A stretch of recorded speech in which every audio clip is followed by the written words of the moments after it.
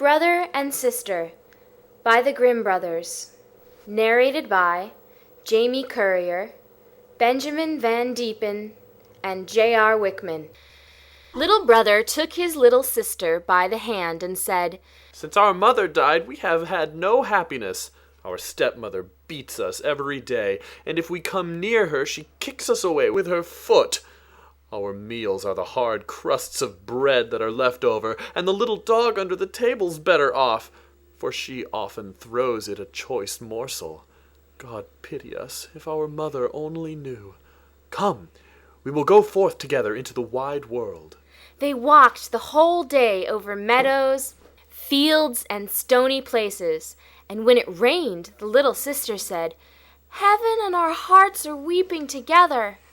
In the evening they came to a large forest, and they were so weary with sorrow and hunger and the long walk that they lay down in a hollow tree and fell asleep. The next day when they awoke, the sun was already high in the sky and shone down hot into the tree. Then the brother said, "Sister, I am thirsty. If I knew of a little brook, I would go and just take a drink. I think I hear one running." The brother got up and took the little sister by the hand, and they set off to find the brook.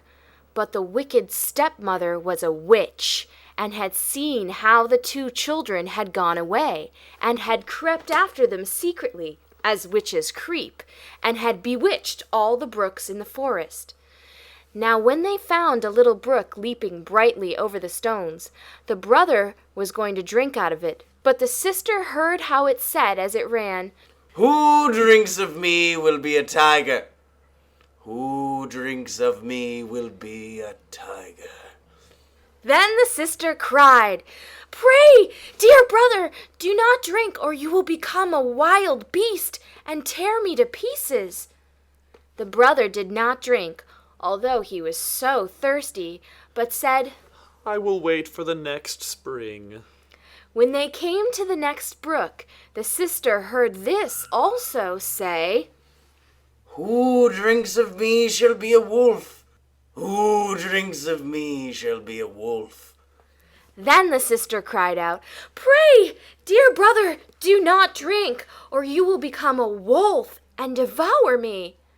The brother did not drink and said, "I will wait until we come to the next spring, but then I must drink, say what you like, for my thirst is too great." And when they came to the third brook, the sister heard how it said as it ran, "Who drinks of me will be a roebuck. Who drinks of me will be a roebuck."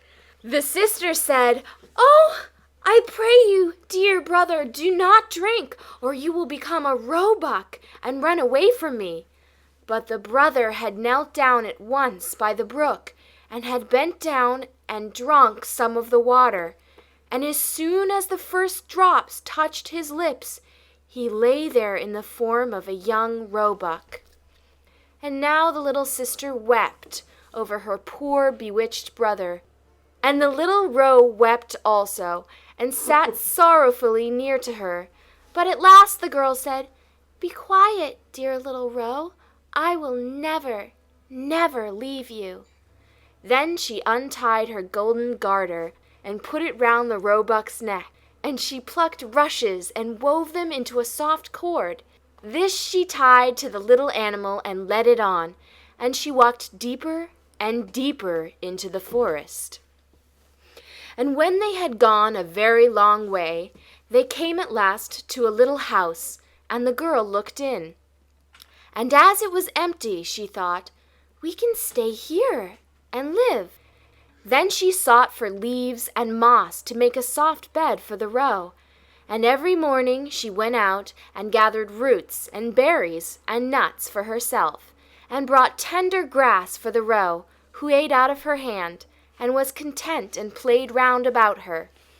In the evening, when the sister was tired and had said her prayer, she laid her head upon the roebuck's back. That was her pillow, and she slept softly on it.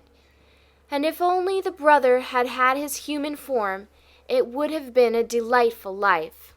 For some time they were alone like this in the wilderness, But it happened that the king of the country held a great hunt in the forest. Then the blasts of the horns, the barking of dogs, and the merry shouts of the huntsmen rang through the trees, and the roebuck heard all, and was only too anxious to be there. Oh, Said he to his sister, let me be off to the hunt. I cannot bear it any longer. and he begged so much that at last she agreed. But, she said to him, come back to me in the evening. I must shut my door for fear of the rough huntsman. So knock and say, my little sister, let me in, that I may know you. And if you do not say that, I shall not open the door. Then the young roebuck sprang away. So happy was he, and so merry in the open air. The king and the huntsman saw the lovely animal, and started after him. But they could not catch him. And when they thought that they surely had him, away he sprang through the bushes and vanished. When it was dark, he ran to the cottage, knocked, and said, My little sister, let me in. Then the door was opened for him, and he jumped in, and rested himself the whole night through upon his soft bed. The next day the hunt began again, and when the roebuck once more heard the bugle horn and the Ho, ho! of the huntsman, he had no peace, but said, Sister, let me out. I must be off. His sister opened the door for him and said, But you must be here again in the evening and say your password. When the king and his huntsmen again saw the young roebuck with the golden collar, they all chased him, but he was too quick and nimble for them. This lasted the whole day, but by the evening the huntsmen had surrounded him, and one of them wounded him a little in the foot, so that he limped and ran slowly. Then a hunter crept after him to the cottage, and heard how he said, My little sister, let me in. and saw that the door was opened for him, and was shut again at once. The huntsman took notice of it all, and went to the king, and told him what he had seen and heard. The king said, Tomorrow we will hunt once more. The little sister, however, was dreadfully frightened when she saw that her fawn was hurt. She washed the blood off him, laid herbs on the wound, and said, Go to bed, dear Roe, that you may get well again. But the wound was so slight that the roebuck next morning did not feel it any more, and when he again heard the sport outside, he said, I cannot bear it. I must be there. They shall not find it so easy to catch me. The sister cried and said, This time they will kill you, and here I am alone in the forest and forsaken by all the world.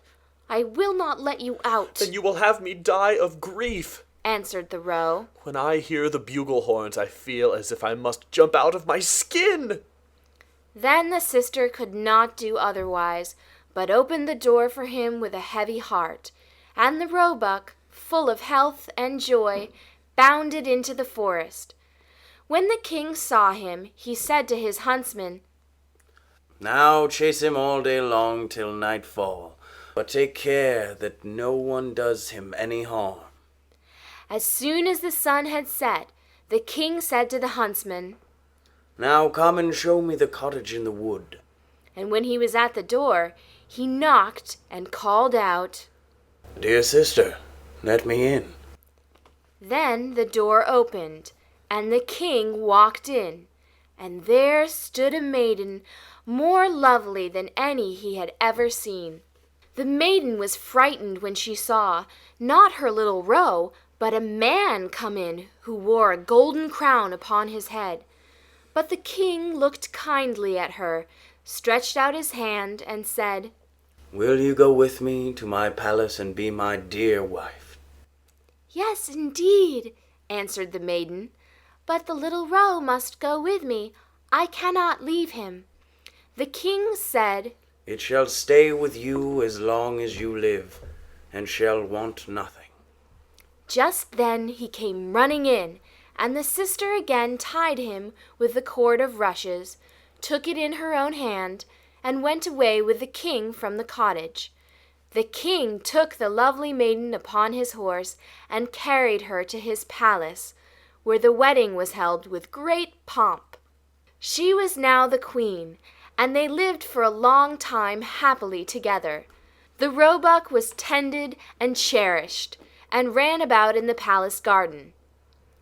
But the wicked stepmother, because of whom the children had gone out into the world, had never thought but that the sister had been torn to pieces by the wild beasts in the wood, and that the brother had been shot for a roebuck by the huntsman.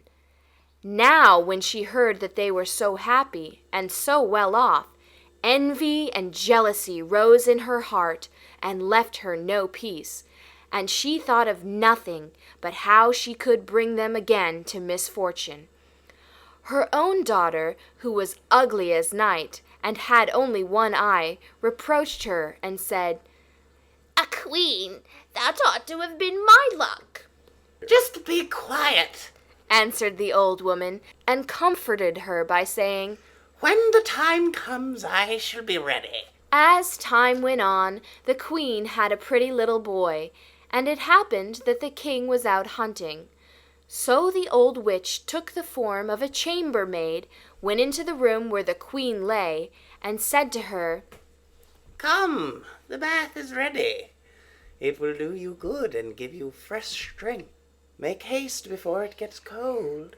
Her daughter also was close by, so they carried the weakly queen into the bathroom and put her into the bath. Then they shut the door and ran away. But in the bathroom they had made a fire of such hellish heat that the beautiful young queen was soon suffocated. When this was done, the old woman took her daughter, put a nightcap on her head, and laid her in bed in place of the queen. She gave her, too, the shape and look of the queen, only she could not make good the lost eye. But in order that the king might not see it, she was to lie on the side on which she had no eye. In the evening, when he came home and heard that he had a son, he was heartily glad, and was going to the bed of his dear wife to see how she was. But the old woman quickly called out, "For your life, leave the curtains closed. The queen ought not to see the light yet, and must have rest." The king went away, and did not find out that a false queen was lying in the bed.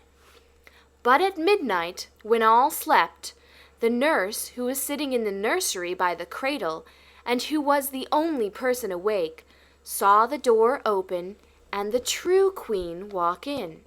She took the child out of the cradle, laid it on her arm, and suckled it. Then she shook up its pillow, laid the child down again, and covered it with the little quilt. And she did not forget the roebuck, but went into the corner where it lay, and stroked its back. Then she went quite silently out the door again. The next morning the nurse asked the guards whether anyone had come into the palace during the night, but they answered, "No, we have seen no one." She came thus many nights, and never spoke a word. The nurse always saw her, but she did not dare to tell anyone about it.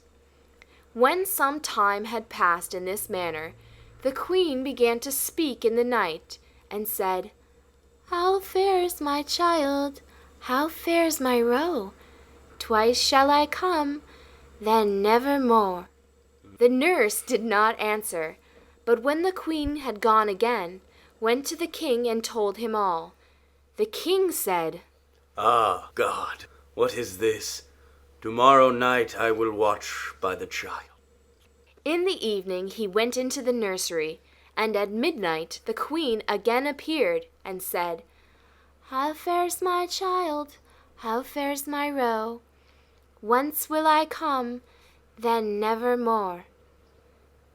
And she nursed the child as she was wont to do before she disappeared. The king dared not speak to her, but on the next night he watched again. Then she said, "How fares my child? How fares my roe? This time I come, then never more." Then the king could not restrain himself. He sprang towards her and said, "You can be none other than my dear wife." She answered, "Yes, I am your dear wife." And at the same moment she received life again, and by God's grace became fresh, rosy, and full of health. Then she told the king the evil deed which the wicked witch and her daughter had been guilty of towards her. The king ordered both to be led before the judge, and the judgment was delivered against them. The daughter was taken into the forest, where she was torn to pieces by wild beasts. But the witch was cast into the fire and miserably burnt. And as soon as she was burnt to ashes, the roebuck changed his shape and received his human form again. So the sister and brother lived happily together all their lives. Translation by Margaret Hunt.